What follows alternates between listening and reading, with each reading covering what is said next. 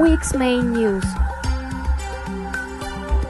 OSCE discusses the role of media in the election process. Hearing on Anullah Fatullahev's appeal conducted. Police prevent the burning of Russian and Armenian flags. Football player uses physical pressure against editor-in-chief. Azerbaijani scientist who was imprisoned in Iran held a press conference. Kurd civil society's report.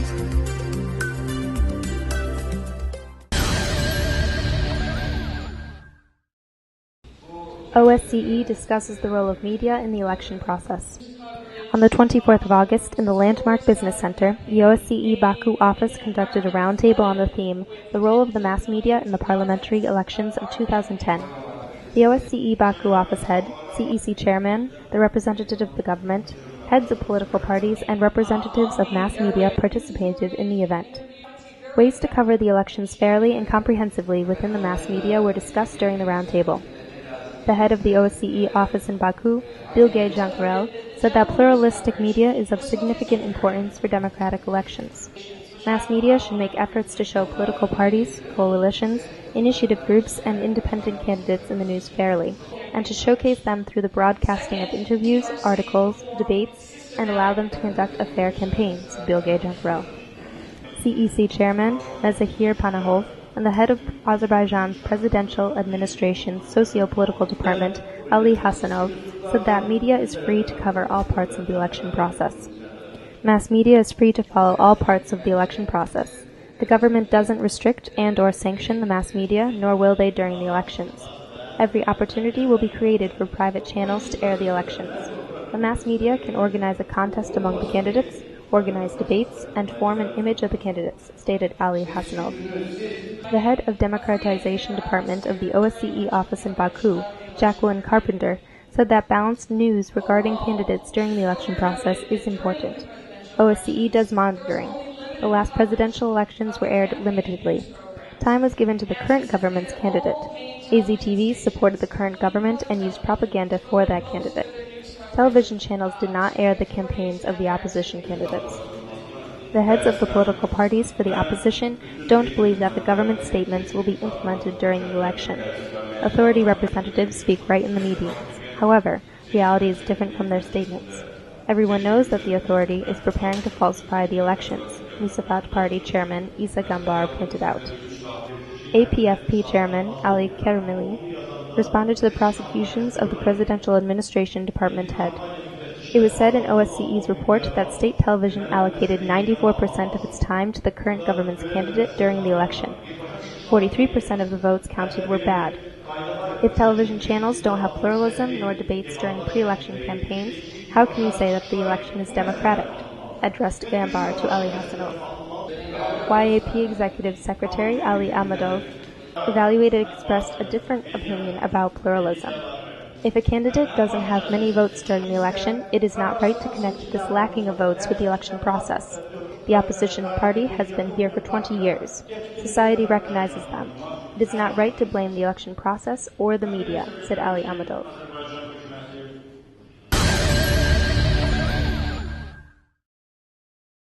On the 26th of August, in the Baku Appellate Court, under the chairmanship of Judge Mirpasha Huseynov, a preliminary hearing was conducted on the appeal against the decision that was adopted by Guba District Court on the 6th of July 2010 regarding editor-in-chief of Realny Azerbaijan and Gündelik Azerbaijan newspapers, Anullah Fatullayev. The Board of Judges fulfilled lawyer Ishkhan Asharov's motion to seat Fatullayev near his lawyers and to not keep him behind bars. Fatullayev presented his additions to the appellate court, and the additions were adopted. Fatullayev said that he wanted to be familiarized with protocol of the hearings on the criminal case against him in the Guba District Court. However, the court did not offer assistance. For this reason, he filed a motion to allocate time to familiarize himself with protocol and to immediately send changes to be made in protocol to the court.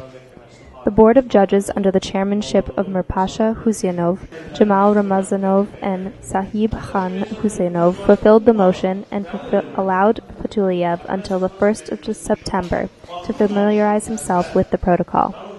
Then, Aliyev said that abusive and slanderous articles regarding him were recently published in different forms of mass media. Monitoring regarding it was conducted, and 300 articles with insults and defamation regarding me were published during the last 10 days. I believe that the Azerbaijan Authority and President Ilham Aliyev stands behind all of them. Their aim is not to release me. They know that if I am released, I will show Azerbaijan what independent media is and join the socio-political process, said Aliyev. He added that he wants to announce his candidacy in the parliamentary elections. However, he is denied his identification card. Judge Mirpasha Husyanov said that these issues are not related to the appeal. He said that a preliminary hearing remains scheduled for September 2nd at 10:30 a.m.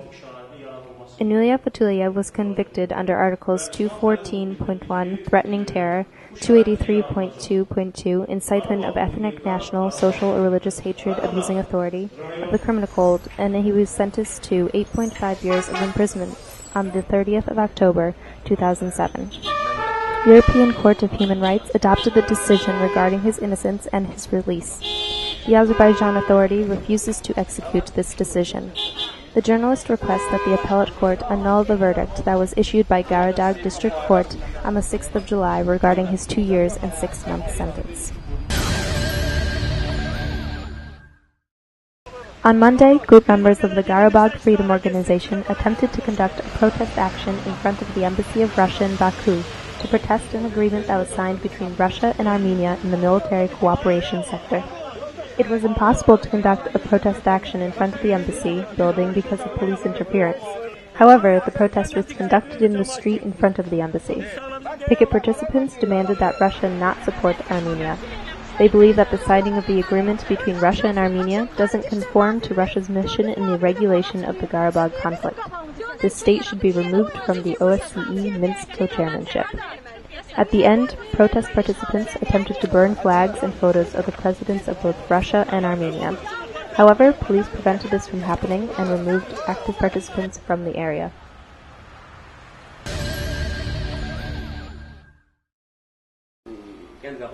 On the 22nd of August, football player Mahmoud Gubanov came to the editorial office of Komanda newspaper, beat editor-in-chief Rashid Aliyev, insulted the newspaper's employees, and damaged the property of the editorial office. Rashid Aliyev told the Objective TV that Baku football team member Mahmoud Gubanov became angry after the person who changed his reputation with money article was published in the newspaper on the 15th of August 2010. Mahmoud Gubanov came to the editorial office and insulted everyone using abusive language. Then he came to my room and beat me. Newspaper employees Natig Mukharlia and Kanan Mastaliev wanted to interfere, but he began to break the computers and other office items, said Rashid Aliyev, and emphasized that the article in question contained no insult.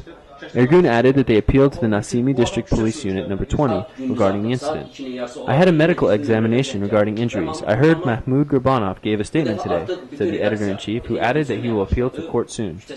Mahmoud Gubanov told Objective TV that he went to the editorial office of Komanda newspaper and an incident occurred between him and Rashid Aliyev. However, he denied charges regarding the damage the editorial office claims he caused to the property. I did not have any intention to have a fight when I went into the editorial office. They used insulting words and made me angry. Then Rashid and I had arguments. However, I have always respected journalists, said Gubanov.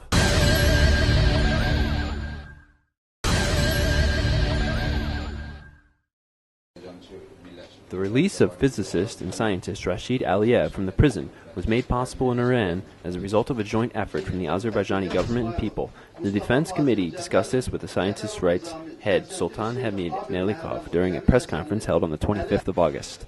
Civil society, Rashid Aliyev's colleagues, human rights defenders, and media played an important role in this case. It is a successful case that illustrates how civil society in Azerbaijan can achieve its aim, emphasized Melikov. Thus, the letter was sent to 70 different government organs in Azerbaijan and abroad, pickets were conducted in front of the Iranian embassy, and a delegation was sent to Iran regarding the problem. Aliyev pointed out during the event that while he was in the Etalat prison, he felt that he was supported by this intelligence service in Iran. He said that he was a victim of a provocation and espionage in Iran.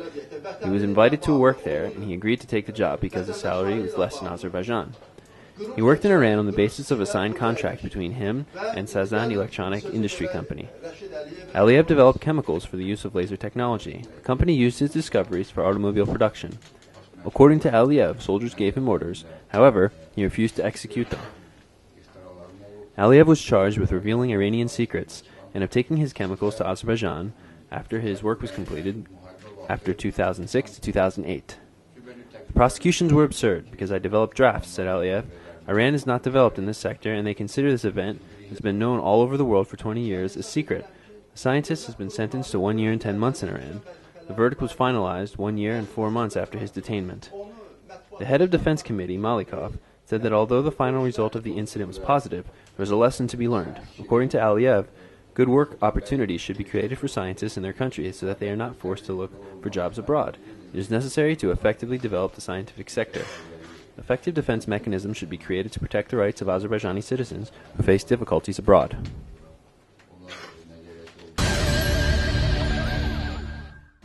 On the 27th of August, in the press center of the Institute for Reporters' Freedom and Safety, the Kurs Civil Society unveiled its initial report on work carried out in response to the flooding in the country's central low-lying lands in May. Flooding took place in the southeastern regions of Azerbaijan, Sabirabad, Satli, Nimishli, Salyan, Kurdamir, Hajigabul, Shirvan, Zerdabad, and Nefshala as a result of the overflowing of the Kurs and Araz rivers at the end of April and in the beginning of May 2010. The epicenter of the flooding is in the Sabirabad region. According to the government, the flooding covered 110,000 hectares of land, including 30,000 houses, and displaced 100,000 people.